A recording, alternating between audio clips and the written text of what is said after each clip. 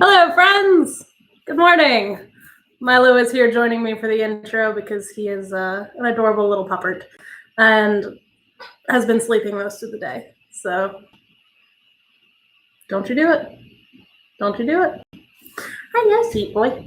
So, we are picking back up with Fahrenheit 451 today. We are starting Chapter 2. And with Chapter 2, we are going to be...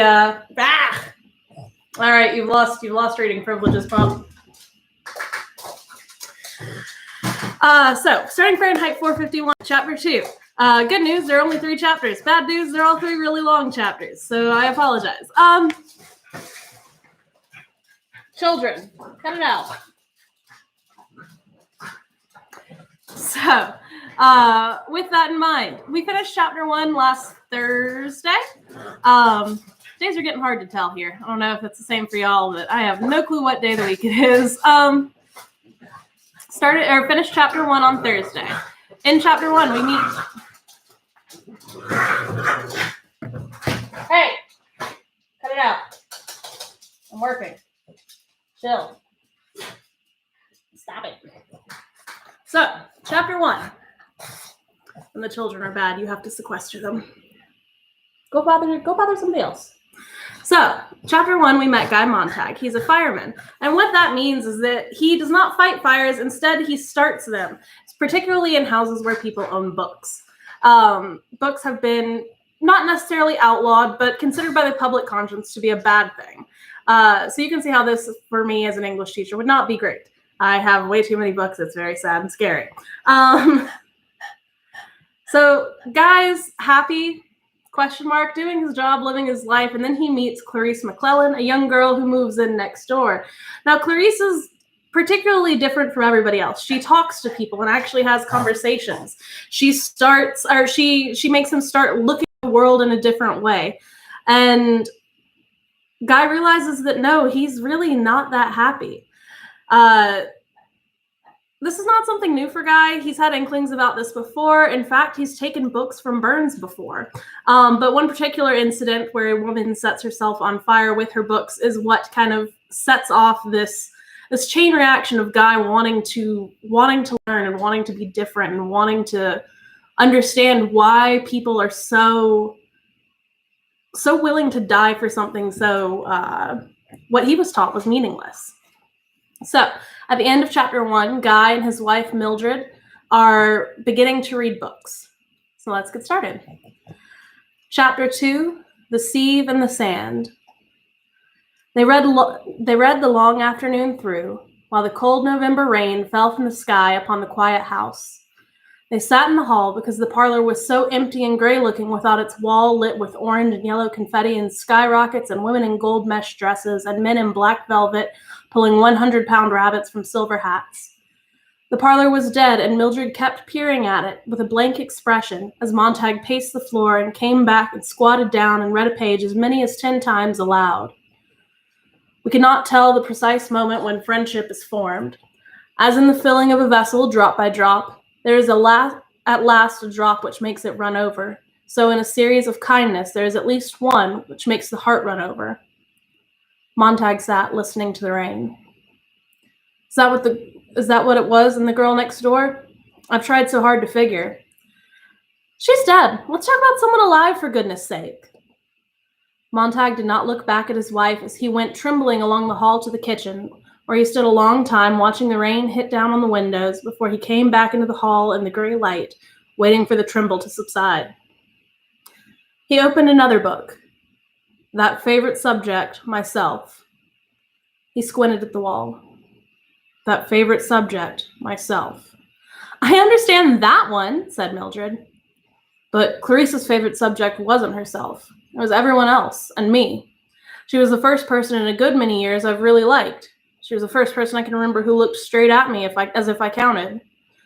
He lifted the 2 books. These men have been dead a long time, but I know their words point, one way or another, to Clarice. Outside the front door, in the rain, a faint scratching. Montag froze. He saw Mildred thrust herself back to the wall and gasp, "Someone, the door, why doesn't the voice tell us?" I shut it off. Under the doorsill, a slow, probing sniff, an exhalation of electric steam. Mildred laughed. It's only a dog, that's what. You want me to shoo him away? Stay where you are. Silence. The cold, falling rain, and the smell of blue electricity blowing under the locked door. Let's get back to work, said Montag quietly. Mildred kicked at a book. Books aren't people. You read and I look all around, but there isn't anybody. He stared at the parlor that was dead and gray as the waters of an ocean that might teem with life if they switched on the electronic sun. Now, said Mildred, my family is people. They tell me things. I laugh, they laugh. And the colors. Yes, I know. And besides, if Captain Beatty knew about these books, she thought about it. Her face grew amazed and then horrified. He might come and burn the house and the family. That's awful. Think of our investment. Why should I read? What for? What for? Why, said Montag. I saw the damnedest snake in the world the other night. It was dead, but it was alive. It could see, but it couldn't see. You want to see that snake? It's at the emergency hospital where they filed a report on all the junk that snake got out of you. Would you like to go back and check their file? Maybe you'd look under Guy Montag, or maybe under fear or war. Would you like to go to that house that burnt last night and rake ashes for the bones of the woman who set fire to her own house? What about Clarice McClellan? Where do we look for her? The morgue. Listen. The bombers crossed the sky and crossed the sky over the house, gasping, murmuring, whistling like an immense invisible fan, circling in the emptiness. Jesus God, said Montag. Every hour, so many damn things in the sky. How the hell do those bombers even get up there every second of our lives? Why doesn't someone want to talk about it? We've started and won 2 atomic wars since 2022. Fun fact, that line is 1996 in some original copies. Is it because we're having so much fun at home we've forgotten the world? Is it because we're so rich and the rest of the world so poor we just don't care if they are? I've heard rumors. The world is starving, but we're well fed. Is it true? The world works hard while we play? Is that why we're hated so much? I heard the rumors about hate, too, once in a long while over the years. Do you know why? I don't, that's for sure. Maybe these books can get us half out of the cave. They might just stop us from making the same damn insane mistakes. I don't hear those idiot bastards in your parlor talking about it. God, Millie, don't you see? An hour a day, 2 books, these books, and maybe... The telephone rang. Mildred snatched the phone. And she laughed. Yes, the White Clown's on tonight. Montag walked to the kitchen and threw the book down. Montag, he said, you are really stupid. Where do we go from here? Do we turn the books in? Forget it? He opened the book to read over Mildred's laughter. Poor Millie, he thought. Poor Montag, it's mud to you too. But where do you get help? Where do you find a teacher this late? Hold on. He shut his eyes. Yes, of course. Again, he found himself thinking of the Green Park a year ago. The thought had been with him many times recently, but now he remembered how it was that day in the city park when he had seen that old man in the black suit hide something quickly in his coat. The old man leapt up as if to run, and Montag said, Wait! I haven't done anything, cried the old man, trembling. No one said you did. They had sat in the green soft light without saying a word for a moment, and then Montag talked about the weather, and the old man responded with a pale voice. It was quite a strange meeting. The old man admitted to being a retired English professor who had been thrown out upon the world 40 years ago when the last liberal arts college shut down for lack of students and patronage. His name was Faber, and when he finally lost his fear of Montag, he talked in a cadenced voice, looking at the sky and the trees and the green park. And when an hour had passed, he said something to Montag, and Montag sensed it was a rhymeless poem. Then the old man grew even more courageous and said something else, and that was a poem too. Faber held his hand over his left coat pocket and spoke these words gently, and Montag knew if he reached out, he might pull a book of poetry from the man's coat. But he did not reach out. His hand stayed on his knees, numbed and useless. I don't talk things, sir, said Faber. I talk the meaning of things. I sit here and I know I'm alive. That was all there was to it, really. An hour of monologue, a poem, a comment, and without either acknowledging the fact that Montag was a fireman, Faber, with a certain trembling voice, wrote his address on a slip of paper. "For your file," he said, "in case you decide to be angry with me." "I'm not angry," said Montag, surprised. Mildred shrieked with laughter in the hall. Montag went to his bedroom closet and flipped through his file wallet to the heading "Future Investigations?" ? Faber's name was there. He hadn't turned it in, and he hadn't erased it. He dialed the call on a secondary phone. The phone on the far end of the line called Faber's name a dozen times before the professor answered in a faint voice. Montag identified himself and was met with a lengthy silence. "Yes, Mr. Montag?" "Professor Faber, I have rather an odd question to ask. How many copies of the Bible are left in this country?" "I don't know what you're talking about."